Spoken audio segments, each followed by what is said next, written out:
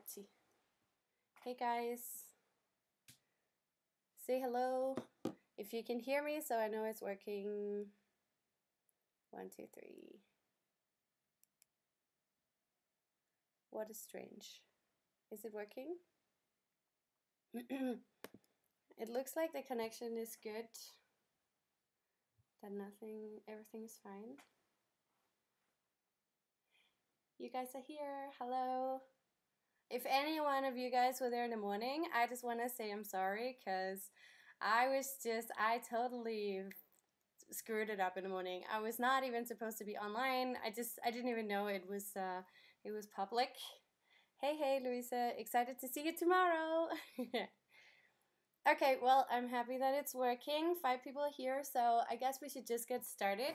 I actually, for once, wrote a plan. Yay! So I'm not just gonna talk blah blah blah nonsense. Yeah, I also got all of my beverages here. Got this one, got coffee. I actually just finished that, and I also got a Pepsi.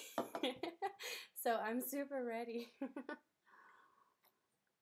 Okay, so if any one of you guys have seen the things that I put out on Facebook and Instagram yesterday or WeChat, then you'll know that today's topic is life as a foreigner in the countryside, the Chinese countryside, which is a bit of an experience. I have not personally been living there for a longer time myself, but I know a few people who have done that, and I have also read a lot about it. And today is basically just we are going to talk about the pros and cons for living in the countryside, Chinese countryside, and we're also going to discuss, that's the second part of the live streaming, we're going to discuss the term or the tradition, Chinese cultural tradition called 坐月子, or sitting the month, which basically means after giving birth to a child in China, you have to sit the month. You cannot do anything for a month because of some Chinese like old beliefs. Yeah, so we're gonna talk about that just afterwards, but the first part of this live streaming is just gonna be talking, we're just gonna be talking about like life in the countryside. And I'm gonna share a little bit about my experience there as well, because I have been traveling there for traveling there a few times already, and it's very interesting for sure. But yeah, it's also there are also some down parts, you know, to it. So yeah. Anyways, we should just get started. Hey guys, hey everyone. We're going to talk about life as a Westerner in a Chinese countryside today. So I hope you're ready. And remember, this video is Amwf related. If you're wondering how the Chinese countryside is Amwf related, well, it's just because I thought that usually a foreign girl, a Western girl, would move to the Chinese countryside because of a guy, right? If you think no, then let me know. I haven't met any Western girls who like really moved out into the Chinese countryside just for fun and stayed there for like a year or 2 or 3. The girls I've met, it's usually because they have met a little 帅哥, a handsome boy in China, and they fell in love, and then they wanted to start their own family, and then they went to the countryside, back to it's usually his like hometown they go to, or like home village, yeah. 老家, his old home. Yeah.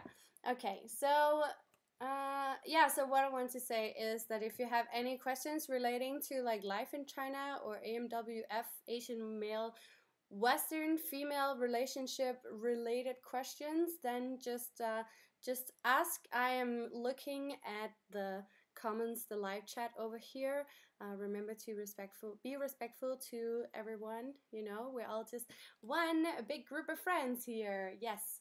Okay. So the first thing I want to talk about is, what is the Chinese countryside? Like, I guess there are different definitions of what it is. Like, some people would say countryside is everything outside of Beijing and Shanghai, and then other people will say Chinese countryside is like the smallest, more rural mountain areas in northwestern part of China or southwest.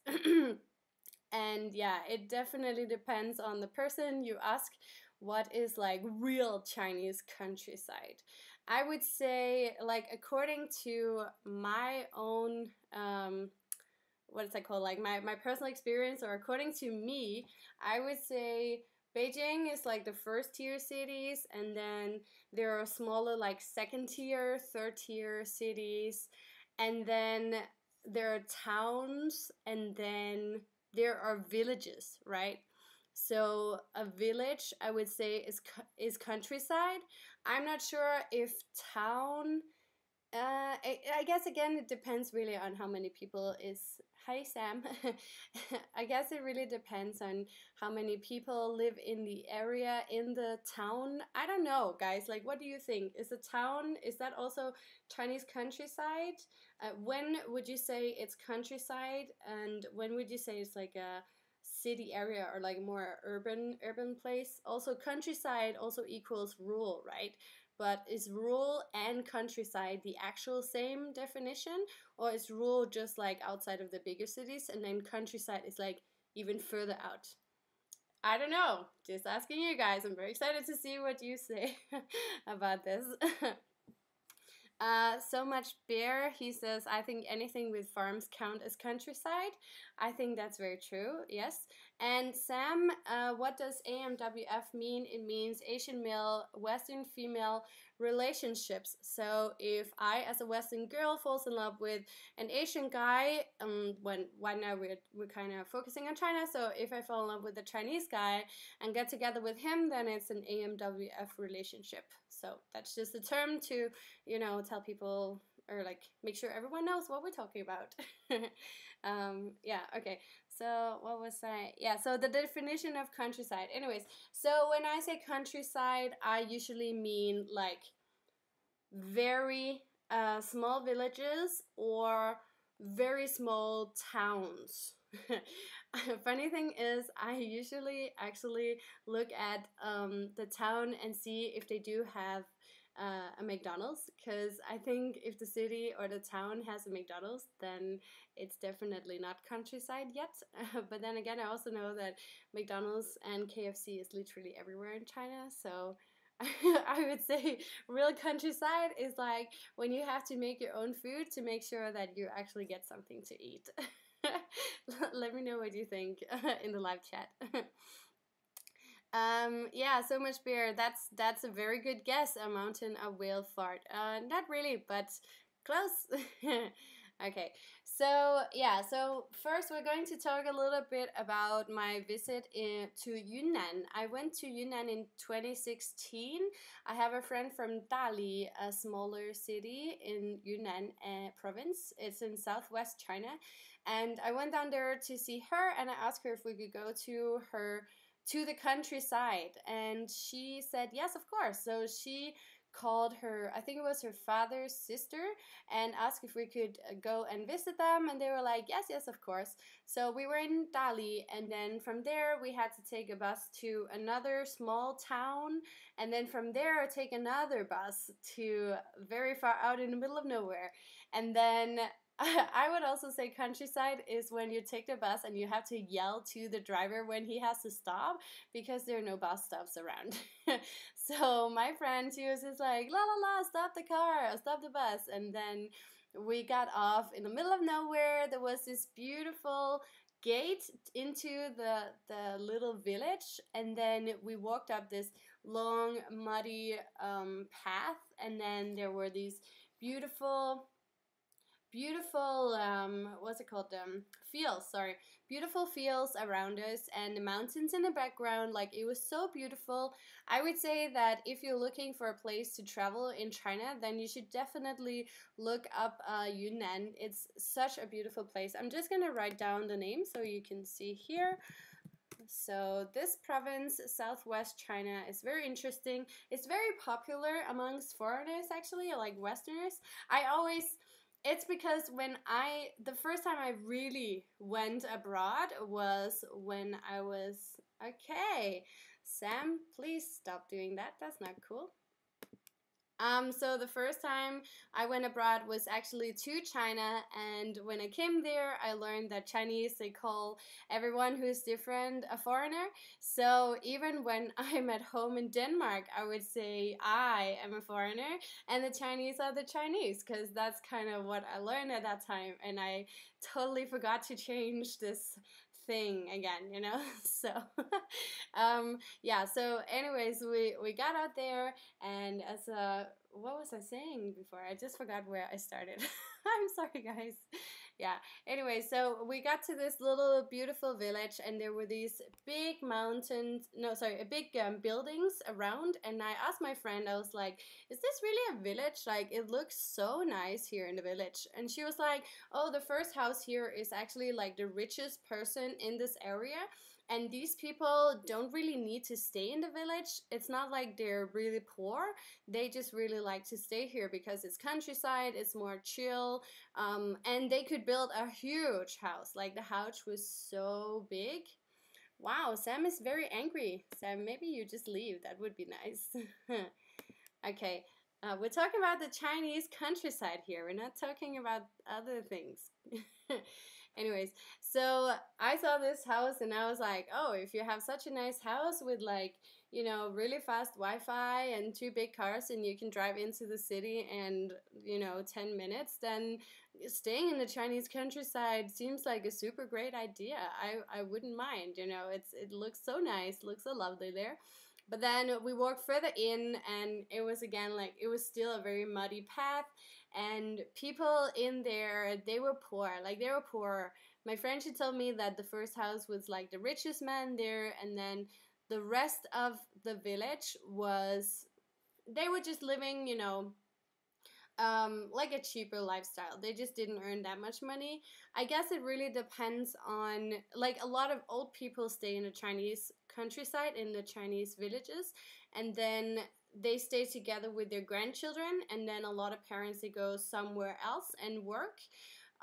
So they send money back home. So when we went in there as well, it was quite interesting. My friend, her auntie, so her dad's sister, and the auntie's husband, they stayed in the village to take care of the grandmother.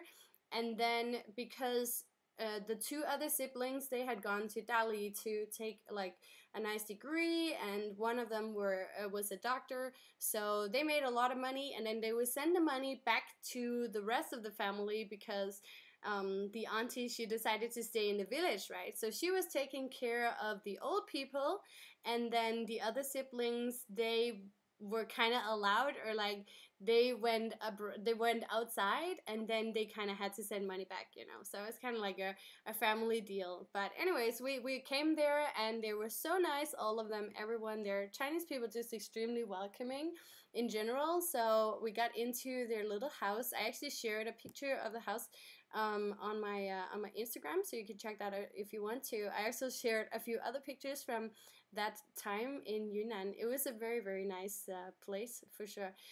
Yeah, so we were in there, and we saw how they were working. So in that area, they were working with silkworms. So we had to, or like, I asked if I could come with them to the fields, and then pick all these small leaves and collect them in a big basket, and then have the basket on my back, and like this thing around my my forehead, you know, to hold it. I'm gonna share some more pictures on Instagram, for sure. I totally forgot about that time. It was so much fun. I just looked through the pictures a few days ago. I was so excited about it.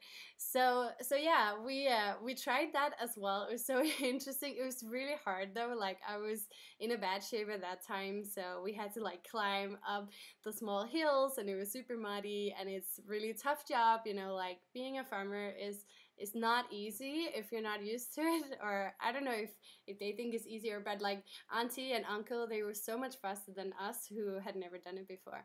So yeah, we picked all the leaves, and we went down, and we fed the silkworms, and they're eating so much, guys. Like, the silkworms are like this, so tiny, but they were just eating so much. I had no idea how that worked, but like the silkworms were just like, they're really disgusting, by the way. I couldn't touch them. Like Uncle, he tried to hold one. I was like, ew, no. But we gave them one leaf, and then the silkworm was just like, and then we had to give them another one. So I was just like, wow, that little small insect can eat so much. That's pretty crazy. Just gonna see what you guys are saying. So much beer. He says, seriously, that's very brave of you. I would go crazy living in a place like that, and I'm Chinese. Well, that's why I think it's very interesting to discuss this like Chinese countryside, because I think it very much depends on where the where the village is located. So let's say it's like my friend Miriam that I went to interview in Qinghai. You know, her village is just outside the capital city of the province, right? So, and they had like, you know, running water, and they had free Wi-Fi, like really fast Wi-Fi.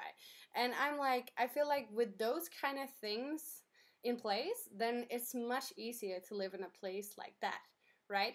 But then again, in Yunnan, where I went with my Chinese friend just for a few days, they didn't have any Wi-Fi there. Like that's, I don't know, for me, that's like super important. Of course, because I work with YouTube, you know, so I work everything online, and if I don't have Wi-Fi, I'm just like, what am I supposed to do? And also the village where my Chinese friends, auntie and uncle lived, that one was much further outside of the big city. So it took a lot longer to get to the main city again. So I feel like it very much depends on where the village is located, for sure. And also how small it is. Like if it's bigger and there are more younger people there who just, you know, live there in the big houses, and then they drive to the city to work and then come back in the evening, um, instead of like a village where it's only grandparents and small children who are waiting for like migrant workers to come back and feed them. I feel like, again, huge difference, you know, because I'm also thinking, well, you can have a very nice house in the countryside, but if you're staying there alone and no one around you has ever seen a foreigner before, or doesn't know how to talk to you, or you're like, the cultural differences are huge here, how am I gonna work with this, you know? I feel like that's gonna be hard then. Whereas if the social part, like the social in the how to say, like if the little village is very social and you feel like they kind of understand you, or they're trying at least, then it would be much easier to stay in a place like that.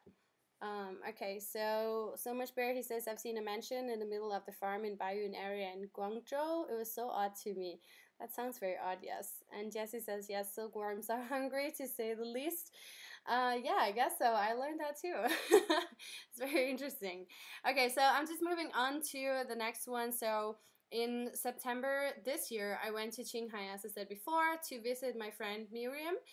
We met online, and then she told me she was in Qinghai, and I was like, wow, I actually really want to go to Qinghai. I've never been there before, so why not go and visit, you know, and do a little interview and, you know, get to know each other. It could be so much fun. So I went to the countryside again to meet her and her Chinese husband and her in-laws, and when I saw how they were living, I was like, oh, it's actually not bad. Like, it's so close to the capital city. It's so easy to get out there with the bus. Like, the bus is literally running all the time, or you can take a taxi, or you can just like, you know, wave, and then somebody will drive up to you and you figure out a price, and then you go to the city.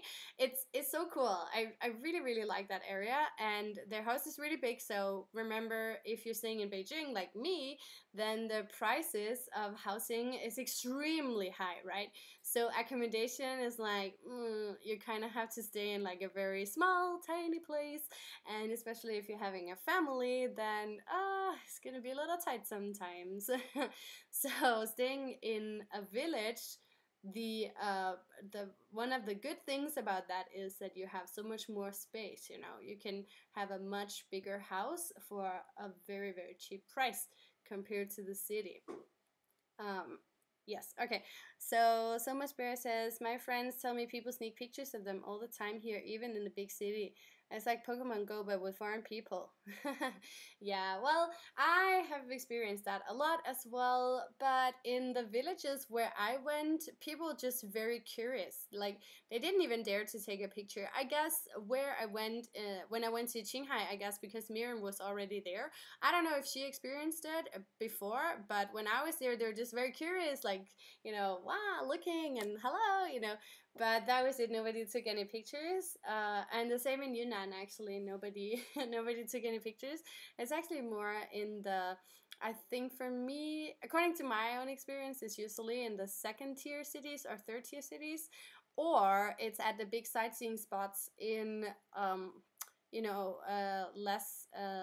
What is it called? Like in provinces where there are not so many foreigners or Westerners.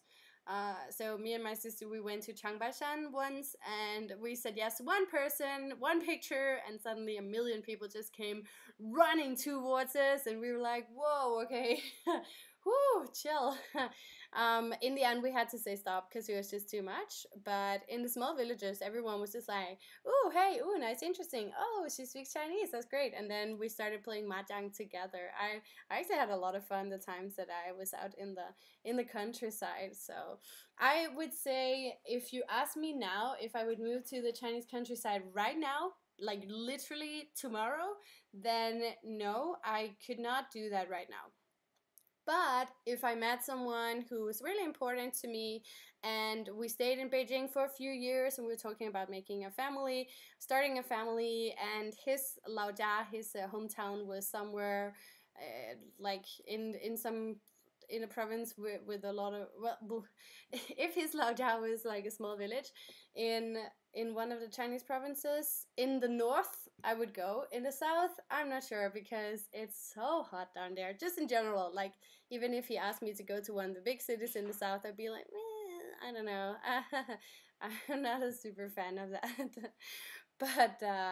but yeah. Anyways, that's just my like opinion right now. I guess if you ask me in 5 years again, then I would probably think something else. But again, as I said, you know, if the village is not too far from the city, then I would be perfectly fine. I just need my Wi-Fi and somebody who loves me around me. I think that's the most important, really. It really depends on who you meet. So, yeah. Anyways, that was the first half an hour. Oh my god, Lingling's talking so much. It's just very chatty. Guys, remember, if you have any questions to this topic or AMWF related, just let me know. Just ask. That's true. So much bear. He says, "Are you just fine? A guy from a big city. Problem solved." What? Yes, for sure, for sure. That's, I would say, the most suitable would probably be just a person from Beijing. Then I don't have to think so much about it. But then again, how to afford a nice place in Beijing? Please give me that answer, because I don't know. Well, maybe I should start playing the lottery. Yeah, I don't know. I'm not so lucky in games, so. Okay. Mm. Oh yeah, just want to add that I actually, so I said I wrote down what I wanted to say, right? Well, I just wrote some things down, some bullet points, and just want to say that when I went to Yunnan, I was like, oh my god, we should totally start a bed and breakfast in this little village because it's so cute. And we could like do social media, and then we could invite foreigners to come to their old house. And like, because my friend, her dad, he built a house in the village for no reason really. They never used the house, they just use it if they go there maybe once in a while, but they're almost never there because they live so close, so they can just drive out there, stay for a day, and then go back. So I saw the house and I was like, this huge house is all empty. Like, why not start a bed and breakfast or an Airbnb and start spamming, you know, the internet about this amazingly beautiful place, and then have Auntie take the foreigners into their garden, you know, and let them do all these like farming chores. Like, that could be so much fun. I could really see that work. Before I would actually tell people that I could totally see myself move to the countryside around Beijing, you know. So they're building the subway. The subway is just getting bigger and bigger, right? So the area of subway and the metro the metro lines in Beijing, they're just more and more like they're developing all the time and building new ones all the time, and they're just getting longer and longer, like they're getting further and further out in the countryside around Beijing. So I could totally see myself stay nearby the end of one of like the end station of one subway line, and then have like a little bed and breakfast close to the Chinese the Great Wall or something like that. That could be very interesting. Okay, so what are you guys saying? So much Spirit says, is it worse in San Francisco?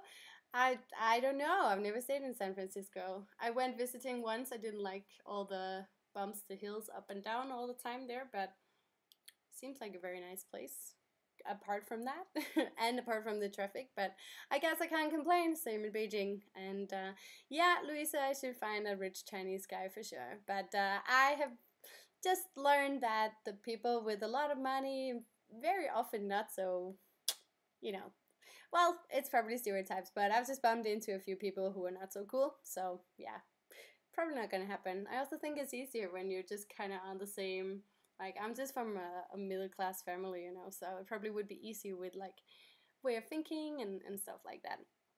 So much beer, he says, I come to the Pearl River Delta area, Shenzhen, Guangzhou, Macau, and Hong Kong. No idea the price of homes though. I live with my uncle. Especially Shenzhen and Hong Kong are awful expensive. Yeah, I would never go there if I wanted a cheap place to stay. Like, well, first, I'm totally against the South because of the weather. I just cannot stand humidity. And I'm just not super fan of that area, so I probably wouldn't go. And also, I don't think it's very cheap down there. Um, okay, so then so much beer, he says he's a very chatty guy or girl. No, maybe the more rural sections might be better. We have some farmland and newly developed areas here in Guangzhou. I assume that might be cheaper. I don't know. I could be talking out of my behind. Maybe you are. I don't know either. Maybe we should Google it later and figure it out. I'm actually a little curious now, but yeah, if I should go anywhere in the countryside, I would probably go like close to Beijing or up in Liaoning province, because I kind of like that area as well. I wouldn't go to Shenyang because I stayed there before. That was kind of a bad experience, but I would definitely look up Dalian. My friend, she told me that the housing prices there are really cheap compared to Beijing, so that would be another option. But who knows what's gonna happen in a few years? I just like to discuss it, you know, just for fun. Louisa, how do you deal with the cultural differences if you have found a Chinese boyfriend? Ooh, girl, where should I start on that one? There are so many things to discuss on that area. We should probably discuss that tomorrow as well.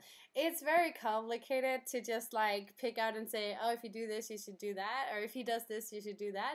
It's very hard. I try to discuss this in different videos and kind of like separate the different issues and try to figure out how we can deal with all those different things. Not saying it's all problems, but just saying there are quite a lot of cultural differences. I would usually suggest people or like advise people to just be like, take a deep breath if he's doing something and you know it's kind of like a cultural difference. You're like, okay, I'm not excited about this, but we should sit down and communicate, you know. It's very important that you talk to each other about it if there is a problem, especially if it's like you're thinking, this is logical, like this is, of course, this is like common sense, and he's like, no, it's not, I don't get it, you know, then it's probably a cultural difference. I actually shared a little bit about my own experience on my blog or website, lenaaround.com. You can check that one out as well. The blog post is called Love is in the Air. It's the second, I think it's the second blog post right now. I just shared it. So I also gave a little example of one of those cultural differences issues. Yay! Yeah, I think for sure it's a forever, we can discuss it, forever discussing. Can we say? No, you cannot say that. I'm just making up stuff now. It's something we can discuss forever. Okay, so Jesse, would be much better to find a gentleman rich in love and adventure than money. I think so too. I think so too. It would be great to just meet someone on the road and they would want to travel and you would want to travel and you would want to travel with them and they also want to travel with you, you know. That would be the ideal solution, but yeah, it's not that simple, I guess. We'll see. Mamalai, take it easy, one day at a time. Okay, anyways, yeah, so the plan was to switch to the next part of my little plan here. So actually, I started to thinking about life in the countryside yesterday because one of my followers on WeChat, he shared an article with me, and the article was basically, okay, I'll just try to give a very fast like a review of it, or like what's called fast. Yeah, I'm just gonna try to summarize it for you. Okay, so basically it was the news about a white girl, not sure where she was from, I guess Eastern Europe. Her name sounded a little Eastern European, but yeah, so let's say she's an Eastern European girl. So an Eastern European girl, she got married to a Chinese guy. They were in a big city, and then she got pregnant, and then she gave birth to a little boy, I think, or maybe a boy, yeah. And then the husband was like, okay, honey boo, now you have to go to the Chinese village. And she was like, no. And he was like, yes, you should. You should go. Or you have to go because I told you to. So apparently he was a very traditional guy, and apparently she didn't have much to say in this discussion.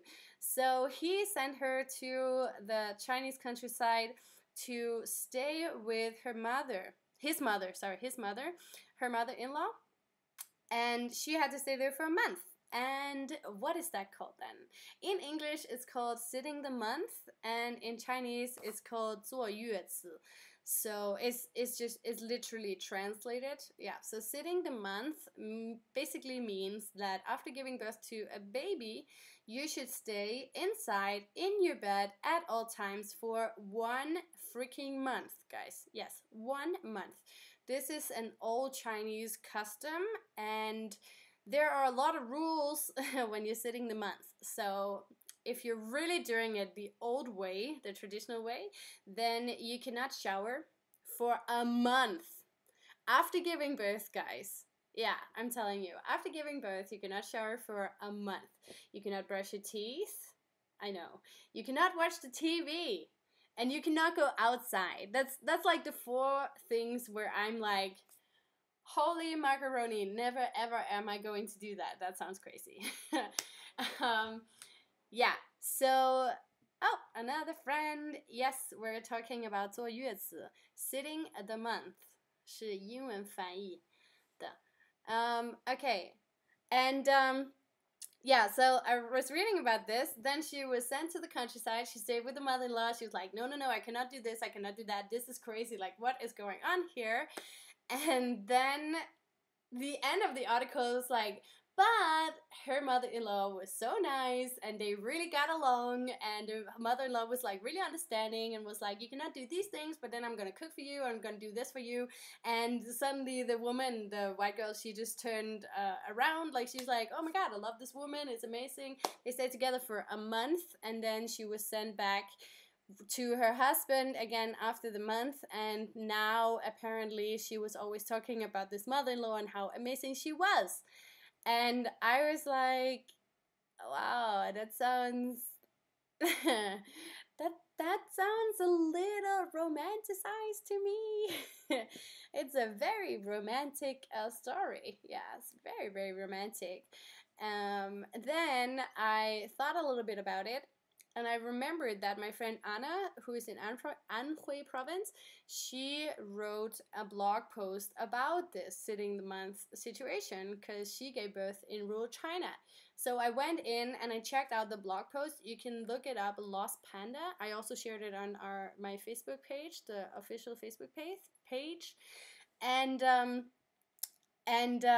she her blog post and this like Chinese news story, they were literally like so far away from each other, because my friend Anna, she was like, yeah, so I gave birth to my baby, and then my mother-in-law said you cannot take a shower and you cannot watch TV, you cannot go outside. And the worst part was that apparently you're not allowed to really cuddle with your baby, because apparently if you hold the baby too much the first month, then the baby is getting super like dependent on you. Whoa, weird. Baby dependent on her mother? What the? Yeah, I know, guys. I know. It's really crazy. So Anna, she wrote a post about all the things that she was supposed to not do but still did. And it was a very interesting read. And after I read those 2 different articles, I was just like, okay, we need to talk about this on live stream because I really want to know what you guys think about it as well. This is so crazy. Okay, I'm just gonna look through the comments here. So much bear. He says, "Oh God, we talked about this with our friend the other day during dinner. It's a very interesting topic, right?" And Bettina says, "And what's with mom-in-laws who want to move in as soon as there is a grandchild? Just no." I know, Bettina. This is very common in China, and it's not only Western girls who think this is a problem. And also, I wanted to point out that sitting the month it's a very old tradition in China, and a lot of Chinese girls don't want to do it either and don't do it either, especially in the big cities. They're just like, no, I'm not going to do that. So, but it's very interesting, an interesting custom, I think. And so much bear, he says, really? I was told she's not allowed to wash her hair. She can still wipe down with a towel. Never heard of the TV rule. I guess it's a little different from province to province, you know, so some places there might be more strict or there might be different rules. And, you know, he says it's a weird tradition for me to understand. I know, I don't understand it either. It's freaking crazy. And so much bear, he says, Bettina, foreign Asian parents love children. They feel like it's their duty to take care of their grandchildren. That's very true. I kind of feel like Chinese or like Asian parents, maybe in general, I don't know, but my experience is with Chinese. So Chinese parents are literally like waiting for their kids to have grandchildren or have kids so they can take care of their grandchildren. I think it's just, that's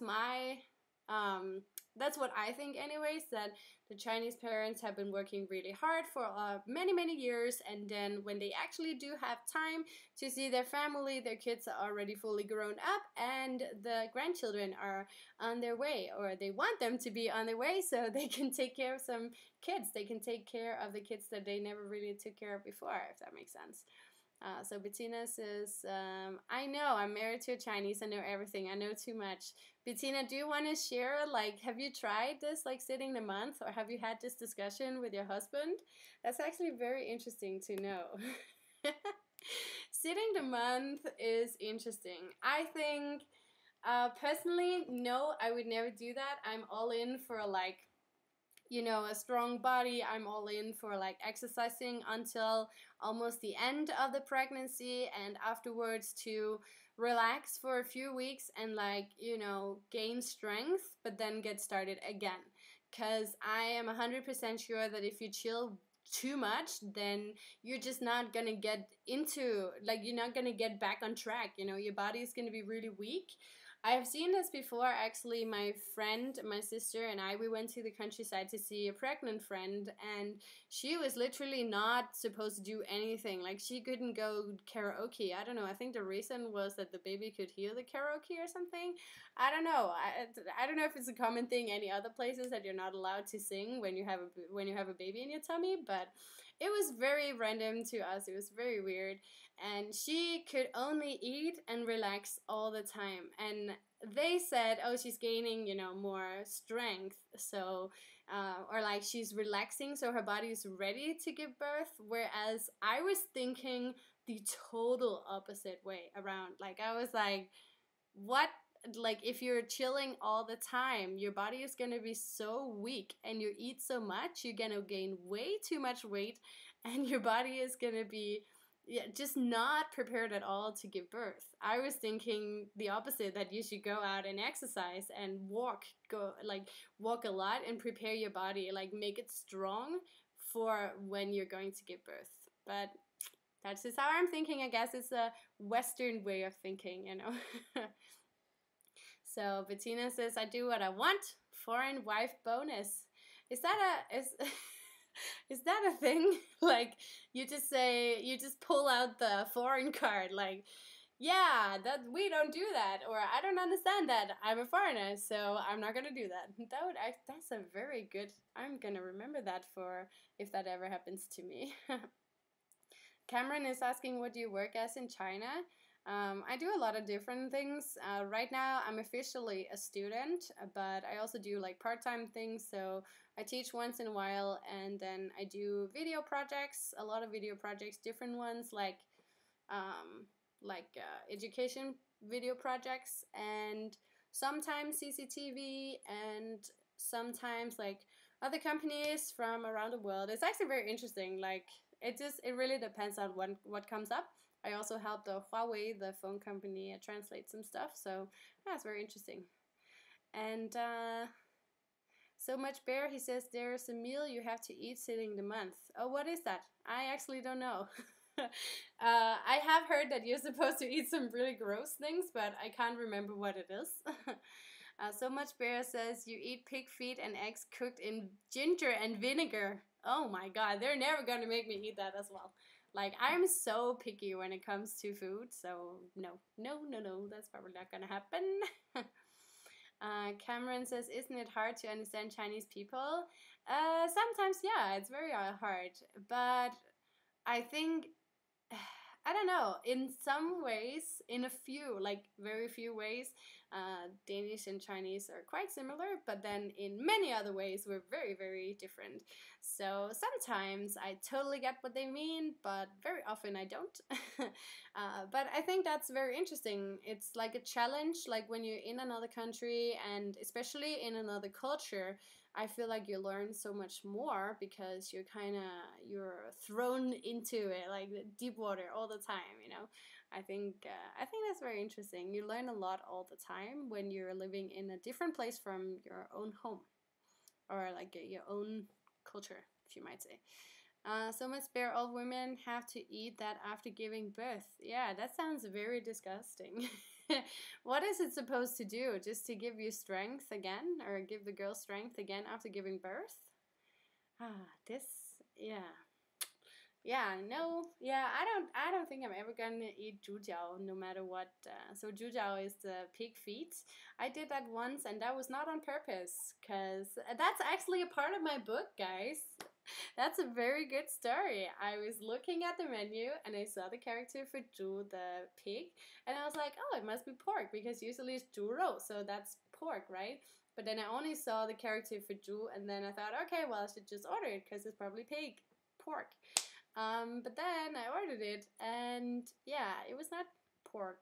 The pork I was expecting, it was something else. But yeah, you can read that in my book from May. I'm gonna publish in May. Very excited about that, guys. I think I just found an editor, by the way. Ooh, when we get started talking about my book, I just get so excited. Okay, sorry, Lingling. Shh. Okay, back again. So HHH says the reason why old-time Chinese people do that is because of the sanitary condition is not that good. So 坐月子 or sitting the month is one of the important ways to protect from different virus. Yes, that totally makes sense. I just feel like it's very old, you know. I can totally see why it would work like 100 years ago, 200 or 500 years ago, but right now in this society, I don't know. And also, I think if you like staying at home in the beginning, that totally makes sense. But then at some point, I feel like you need to go out again, because if you stay at home too long, then your baby doesn't get, it doesn't get used to other viruses. I don't know how it works, but I always feel like if you easily get sick, you should go out in the cold weather more, so you can kind of, prepare your body or make it stronger. I don't know. This is how I think, anyways. So what are you guys saying? Cameron is asking, how's your dating life in China? Yeah, that's not very interesting. It was interesting for a little bit, but it didn't turn out that well. I met one guy, but he commented too much on my body. He was a fitness coach, and I didn't like that, so I stopped seeing him. And then I met another guy, but I wanted him to talk more to me, but he said he was really shy. And after contacting him, like every time to talk to him, and he never contacted me, I was like, I should probably give up on that one as well.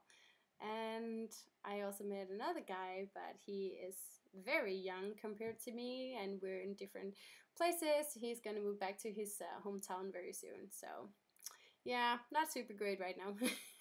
It's okay. I feel like just writing a book, and yeah, just writing a book is literally so emotional, so I don't really need the guys to come and, like, mess me up. Like I just get very emotionally connected to people very fast. So I think it's better just me being emotionally connected to my book instead of.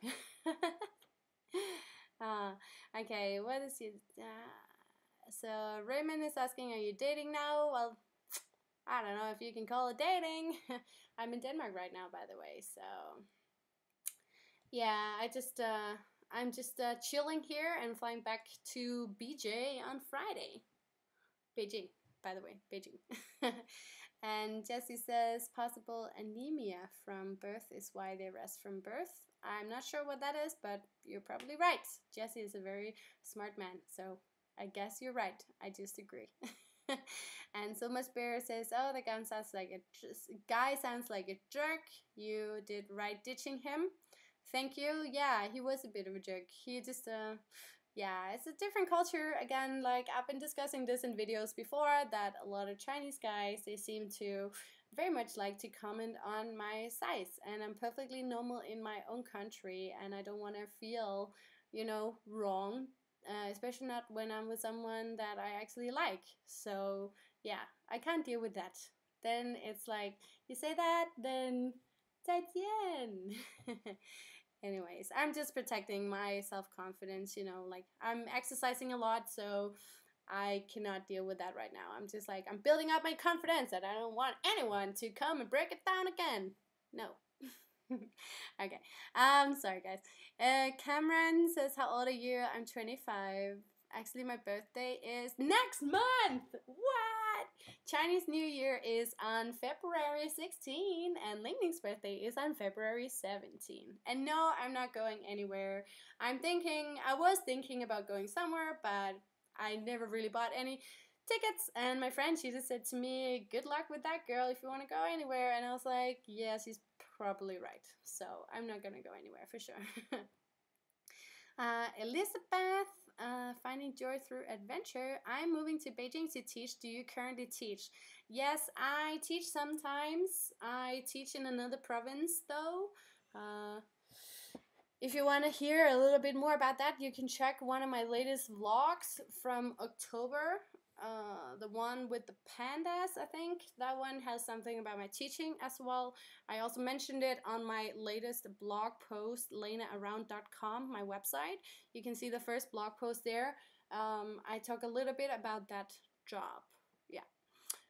So Yinlong is asking, Lingling, have you traveled to Chengdu? Yes, I was actually in Chengdu like in October. Yeah, I went for a Chinese-Danish wedding in Chongqing, and then I went to Chengdu to see my friend. We traveled out to see the pandas because they're so cute. No matter how many times you've seen them, they're just still so cute.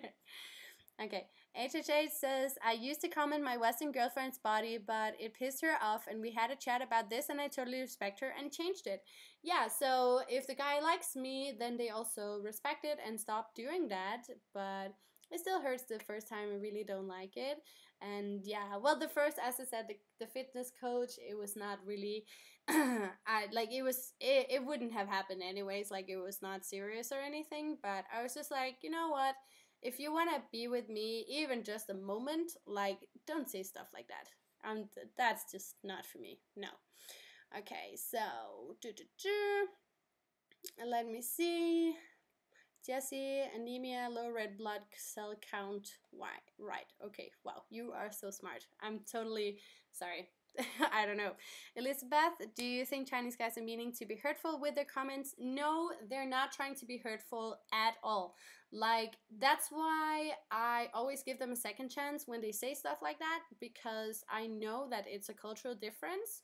It's just more common in China to comment on people's sizes, and I know that I'm more curvy than a Chinese girl, so I usually teach them from the beginning, or teach or warn, you could say both. I just tell them from the beginning that I don't want you to comment on my stomach size. I said, I usually say if you're looking at my body, you can only say big about my front part, not anywhere else. And yeah, if they like me and they're smart guys, then they don't do it.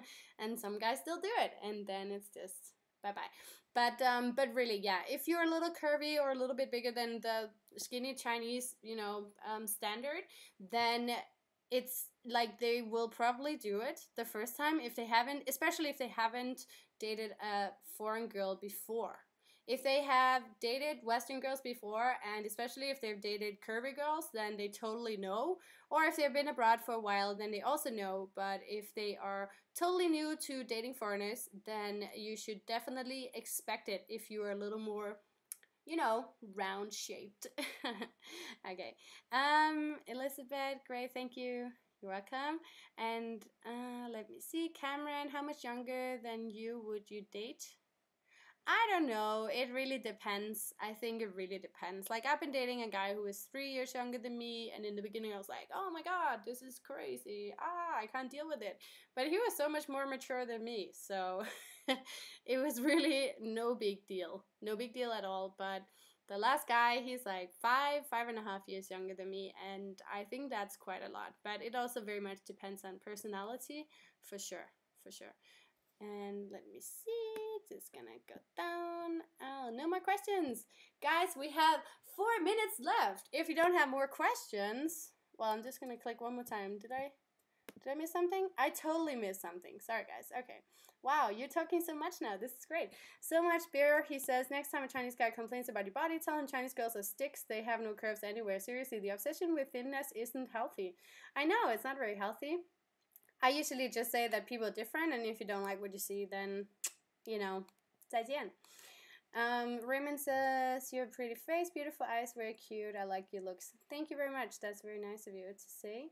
And HHA says, he tells Elizabeth, don't take it as a big deal. As I said as well, don't make it a biggie. Also, so much beer says maybe it's a thing in my city, but a girl I was dating says girls here compete to be thin. No, that's not a thing in your city. That's literally everywhere I've been in China. Like, Chinese girls always say that. I usually don't have friends who are like that because I'm just like, girl, you're under 50 kg. Like, if you're not thin, then what am I?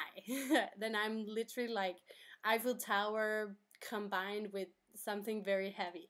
Not cool to say, you know, not cool to say. You're both being mean to yourself and to me, and, you know, we should love ourselves. So I always try to explain to both Chinese girlfriends and, you know, male friends that, you know, loving yourself is literally the most important thing, and some people understand it, some people don't, and then I guess I'm just making more friends with the people who get it, because I just think it's very important, you know? Confidence is key, guys. Confidence is key. And Elizabeth, I'm really nervous about that. I'm a single mom and I'm not thin. Well, that's what I'm saying. Like, you kind of get used to it, I would say. Like, I remember when I came back here and I told some of my friends here that some of the guys, they say that, they would be like, oh my god, how can you, like, ever date people like that? It's crazy. But I'm just like, the first time around, it's usually just a cultural difference. And then when I tell them stop and they stop, then that's totally fine. That's perfectly fine. I also had guys who kind of messed up, like, the words chubby and curvy. So a guy was like, oh, you're so chubby, like that chubby girl over there. And I was like, that's not cute. Like, don't say that. And then he was like, oh, but doesn't it mean feng man? And I'm like, no, feng man means curvy. So you should say curvy, not chubby. And then afterwards he was like, oh, that's great. Okay, then I get it, you know. So I would say if you're nervous about these things, then the best thing would be to date more educated people who has been abroad, because they have another understanding of cultural differences and Westerners, how we think as well, I think, for sure. But of course, you never know who you're gonna meet. And I also know that some of my girlfriends in China who are dating or married to Chinese guys, they have met also super open-minded and internationally thinking Chinese guys who had never been abroad. So it really depends who you bump into, I think. So Rostislav says, not all the Chinese guys think that way, I'm sure. You know, everyone is different. I'm just talking from my, you know, personal point of view and my personal experience. Jesse says, well, they're all sizes of Chinese women as well. Yes, there are. Gary says, haha, that's thick. Not sure what is thick, but okay, Gary. Okay, so much bear says, I know, but thin is the thing. They compete to be thin. I've seen that a lot too, yeah. Okay, and HHA says, hey guys, most of the well-educated Chinese guys won't do that. And Cameron says, when are you going to stream again? I'm not sure when I'm going to stream again because I'm going back to China very soon. So I'm afraid it's going to be a problem. Yeah, but did you like this kind of streaming? Do you like this kind of topic? Please let me know as well. And so much beer says, okay, good to know. It's not just my city. That's crazy. No, it's not just your city. It's very common. Okay, well, thank you guys. Thank you for all being here and chatting with me. It was very, very interesting to hear your opinions on the topic as well. Just gonna take my glasses off so you can actually see my eyes, and the reflection's really annoying, so now I can't see your comments anymore. Yeah. Oh, this one is interesting. Sorry. HSA says, and more Chinese is getting started to learn how to respect people come from different backgrounds and different appearances, because Chinese didn't get in touch with foreigners before. Yeah, that's totally true. That's why you should give them a chance. You know, a lot of people just don't know, and then you tell them, and if they try to understand it, then you're getting somewhere. Yeah, so thank you very much, everyone, and thank you for supporting, and thank you for watching my videos and this live stream. Thank you for joining in on the conversation. It's very interesting to hear different points of views, and yeah, I am gonna leave you to it now, and then I'll probably see you next time in Beijing. Remember, if you're coming to Beijing and you want to meet up, just let me know. I'm meeting a follower tomorrow in Denmark. I'm gonna meet another follower on Saturday in Beijing, so it's very exciting. I really love to meet new people and have these kind of conversations, hear how other people are thinking. That's another thing you learn when you're in a different culture. You learn to be more open-minded and respect other people from different cultures and their ways of thinking. I'm still learning. I'm still learning, for sure. Very often it's hard for me to understand why people think differently, but this the road of life, or whatever you say, Anyways, thank you guys, and I'll see you again very soon. Lingling is out. See ya and 再见. Mwah!